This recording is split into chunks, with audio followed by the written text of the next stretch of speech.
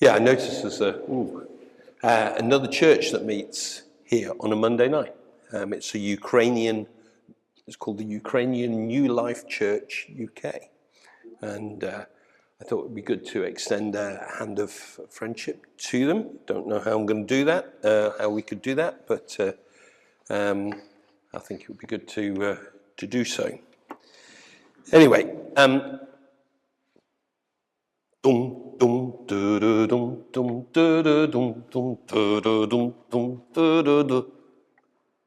your mission, if you choose to accept it. Thank you very much, John. Mission impossible. If it hadn't been for the Holy Spirit, I think the mission given to the apostles would have been absolutely impossible. The Acts of the Apostles is 28 chapters of action for the early church and a whole lot of mission impossibles. In the manner of series 2, perhaps of a historical drama, it drives across decades and meanders across continents. There are highs and lows in the story arcs for individual characters and the whole church. Chapter 4, Peter's in prison. Chapter 10, Peter gets a mission evangelizing the Gentiles. Chapter 12, Peter's in prison again. Chapter 15, Peter's leading the Council of Jerusalem. So there's this sort of ebb and flow of a story backwards and forwards with lots of characters in. Some come and appear and they're there for an episode and then they disappear again. We don't hear of them again. Some you think are going to be superstars. Stephen, superstar preach. Next episode, shock story, he's stoned. All right. But our character first appears mid-season in chapter 16. Thank you.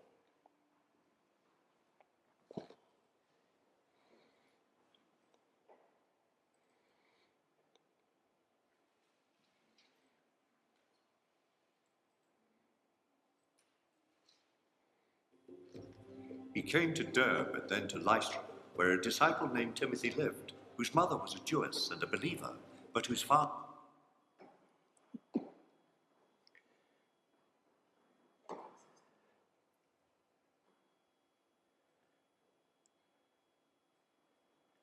To Derbe and then to Lystra, where a disciple named Timothy lived, whose mother was a Jewess and a believer, but whose father was a Greek.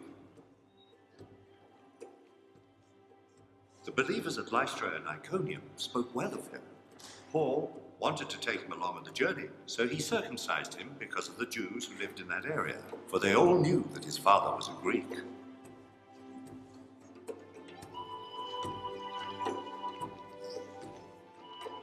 As they traveled from town to town, they delivered the decisions reached by the apostles and elders in Jerusalem for the people to obey. So the churches were strengthened in the faith and grew daily in numbers. Timothy, that's our character. First appears chapter 16 of Acts, verses 1 to 5. And you can check that out later. Now, Timothy might have become a Christ follower as a result of Paul's first missionary journey.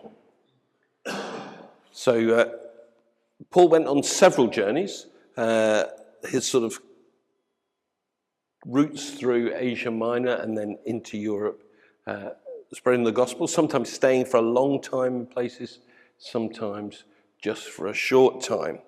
And it's possible that Timothy became a Christ follower when Paul first visited the area where Timothy lived. He lived either at Lystra or Derbe. We're not quite sure which one of those.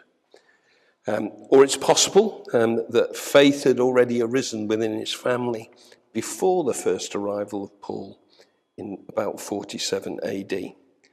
So Timothy lived in the Lystra-Derbe area that Paul had visited. His mother, Eunice, and his grandmother Lois were converts from Judaism to Christ following.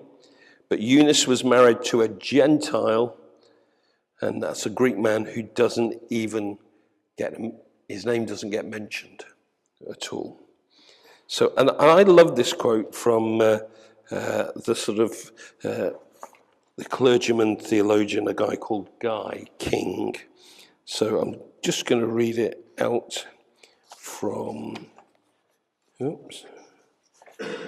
going to read it out. It says, "It looks as if his father had died when Timothy was but a little chap, and his upbringing seems thus fortunately to be in the hands of his mother and his dear old granny."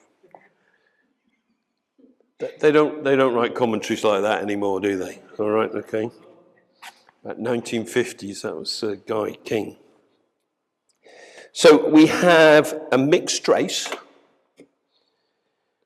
Jewish but uncircumcised Christ follower, brought up by a single mum, who is well thought of by his local fellow followers. And Paul sees something in him.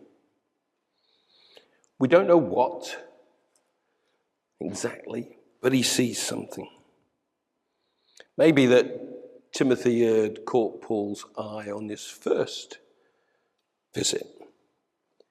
But Paul sees so much that thinking about how Timothy may be used by God in the future, he suggests that he is circumcised to give him a qualification later on in his ministry, so nobody can doubt him. Nobody can sort of say, well, you're not a proper Christ follower, you're not a proper this, you're not a proper that.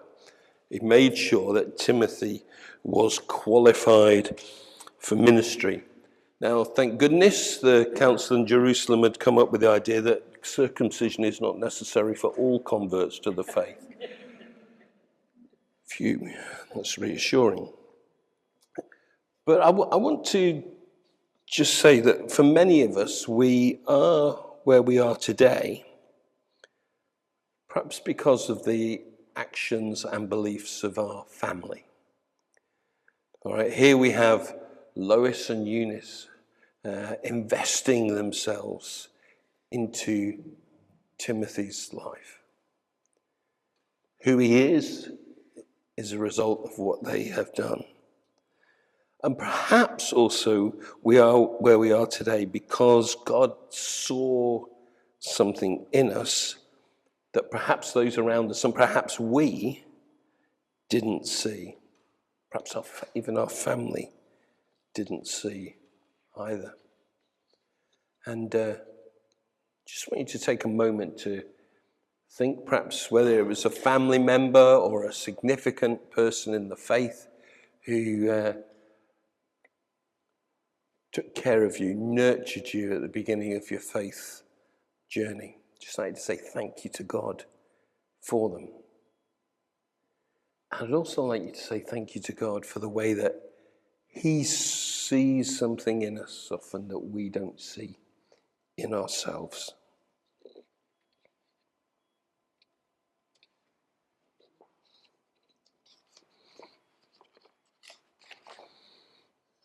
Well, what about our man Timothy? Sarah and I visited Turkey a few years ago, and we saw not one but several shop fronts which had this thing, genuine fakes. All right, I never saw a shop which was we have fakes.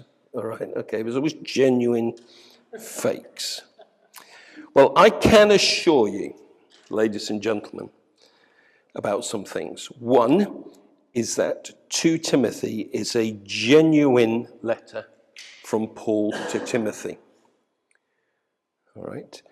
Now, there are very early references in the early church as they were putting together the scriptural canon, the accepted sort of which books were in and which books were out. And it was agreed that the Timothy writings, 1 Timothy and 2 Timothy, and also Titus, were genuine Pauline writings, the style, the sort of things that are talked about, the way they fit into the life of the early church is fairly concrete on that. Now, unsurprisingly, about 200 years ago, theologians decided they wanted to start to argue about that. All right? And it seems to be this is what theologians are paid to do occasionally. They'll argue about little bits and pieces of scripture.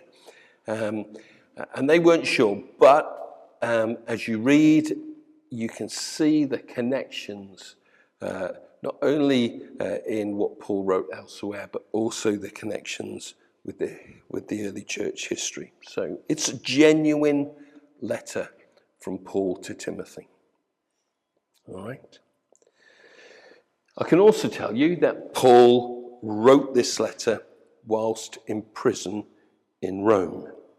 Now we know that there are other letters that were written while Paul was under house arrest, but this is not a letter written from the comparative freedom of house arrest as earlier there had been in Rome. Now Paul is in chains. He's perhaps in a dismal underground dungeon with just a hole in the ceiling for light and air. It was rough. He was almost on death row.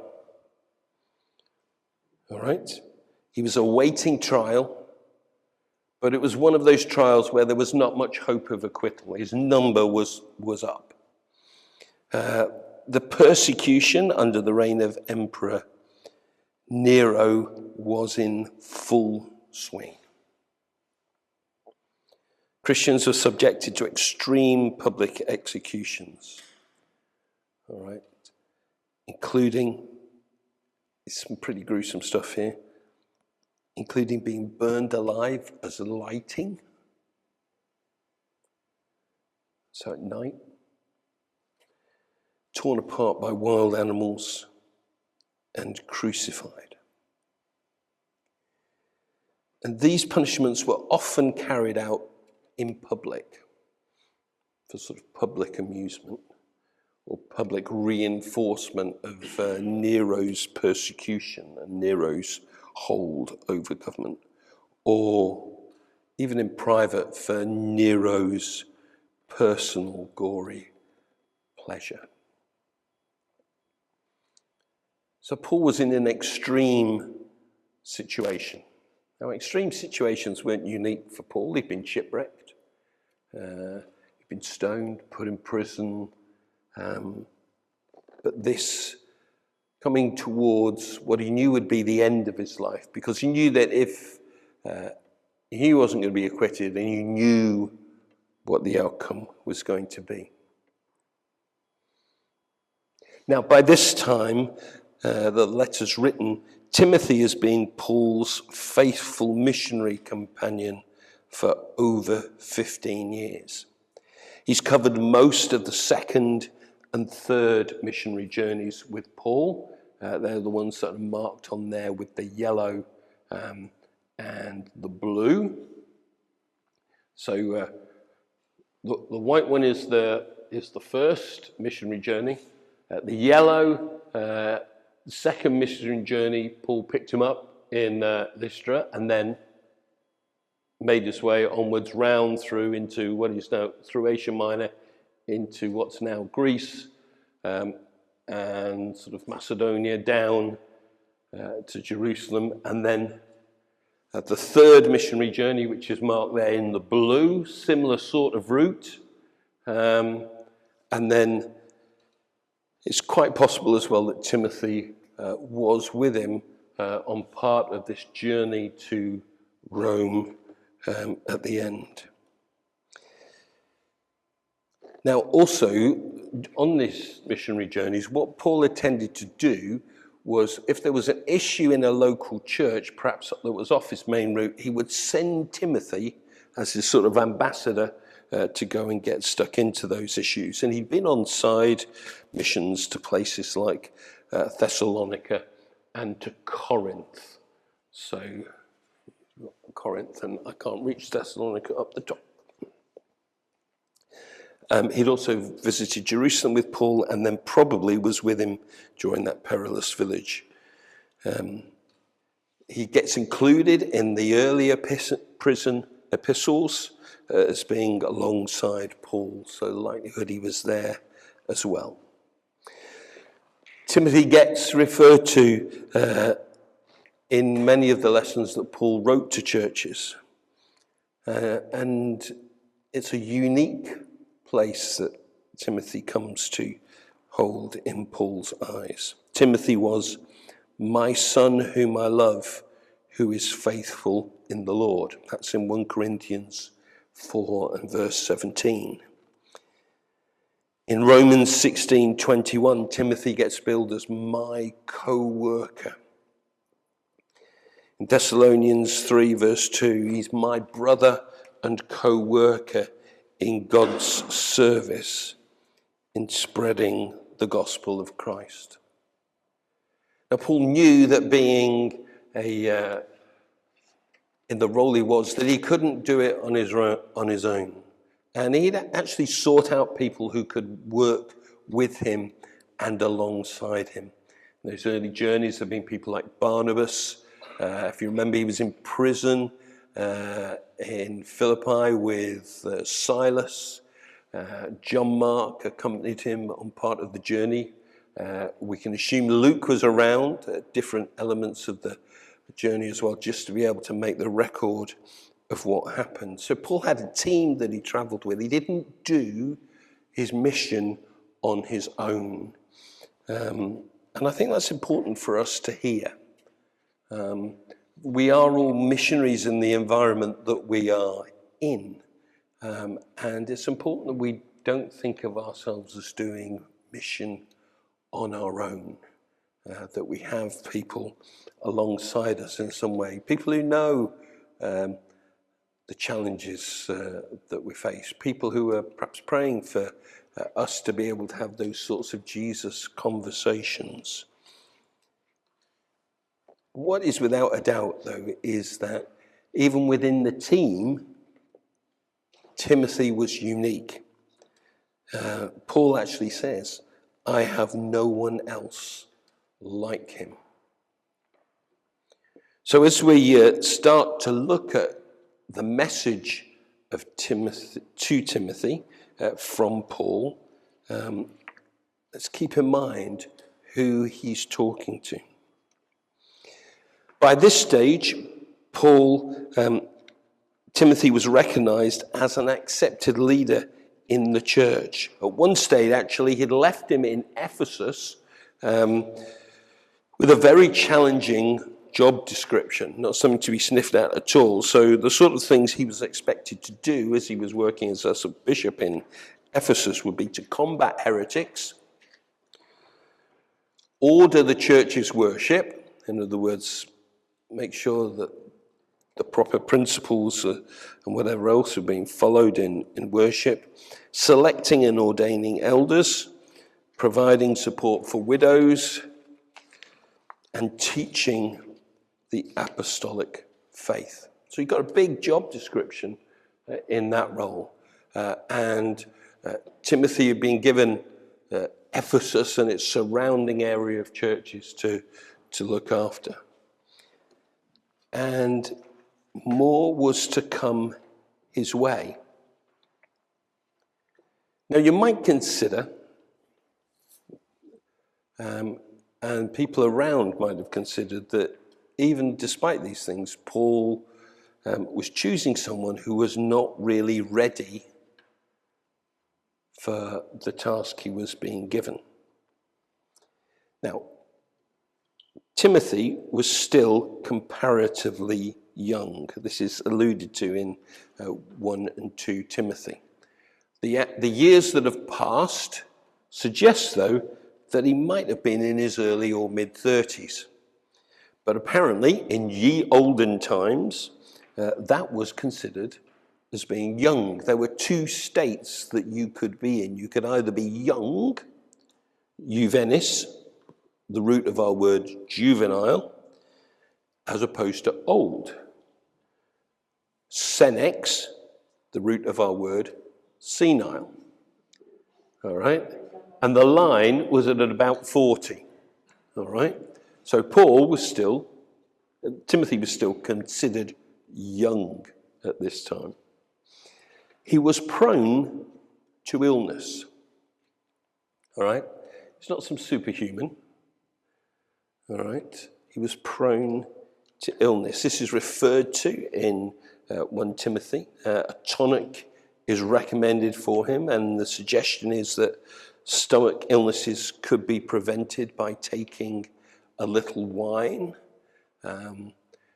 This may be that he could be particularly vulnerable to digestive illnesses, traveling from place to place. Sometimes might have been difficult in terms of access to clean water or whatever. Who knows whether he had the equivalent of the Bombay Blast or whatever, Montezuma's Revenge or whatever he suffered from as he travelled across Asia Minor. It could have been that once you've had those sorts of illnesses, you can be susceptible to them in the future. So mixing your water with a bit of wine might have served as a bit of way of resolving that. Timothy was also timid by temperament. The vibe we get from Scripture is that he may have been naturally shy. And if he'd been living now, the tag of introvert would probably one which would have fitted. 1 Corinthians suggests he might shrink from difficult tasks, be beset by fears and shame, and perhaps prone to emotional reactions. Timid people don't normally get accepted for or chosen for upfront roles. But Paul has picked him out and thinks that Timothy fits the bill, despite his youth, despite his vulnerabilities to illness, despite his temperament. We might think that these are reasons which get us disqualified from service. We might want to add a few other reasons. Not that I'm comparatively young, we might say I'm comparatively old. Or we might say, I don't know anybody. I've got no influence. We might say, I haven't got any money, resources. I can't do this, give to that, support that. But nonetheless, God calls us and called Timothy in particular, to exacting responsibilities in the church of God.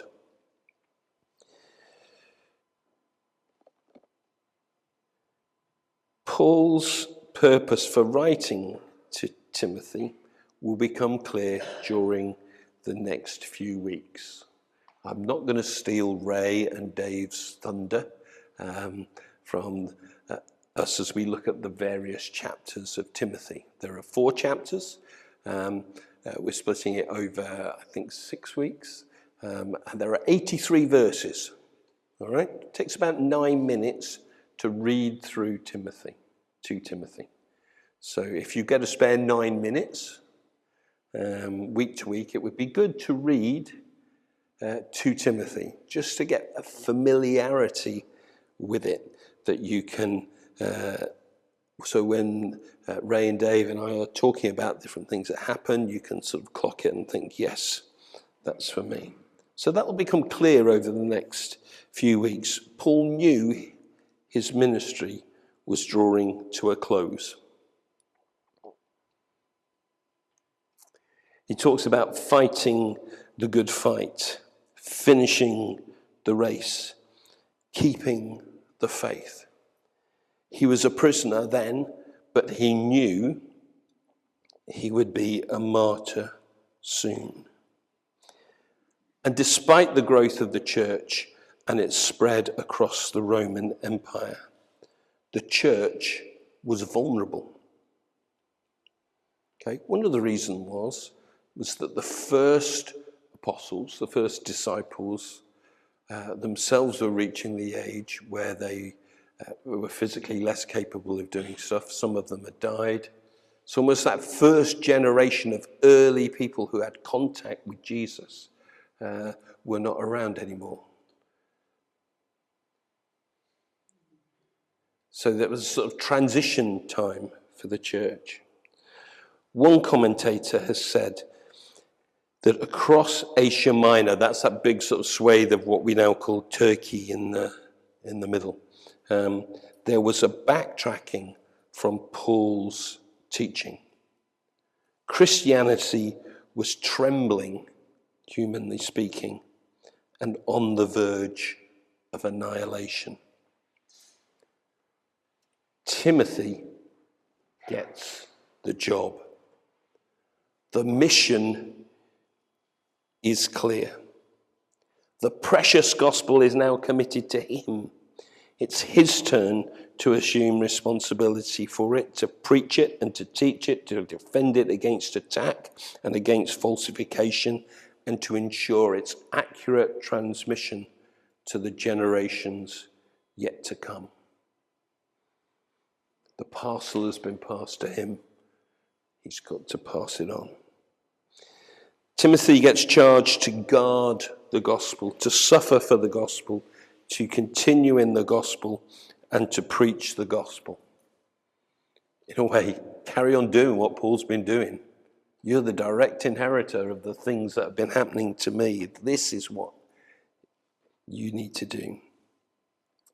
I'm looking forward to what we can learn about the charge to Timothy, the mission impossible that he's given. And just to give you something to sort of like look at over the weeks,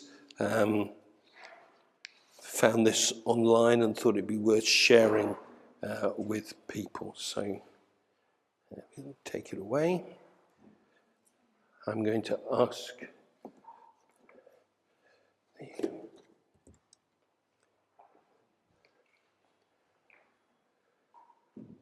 perhaps if there should be a few spare as well. It'd be nice if people could get them to the people who can't be here today as well. I'll print some more out so we've got them. But it covers the story of 2 Timothy, a little bit of introduction at the top. I probably got those little bits, and then we'll go through looking at what happens in the rest of the letter. Thanks very much. Short? Oh, not very short and sweet. Over to you, Rich.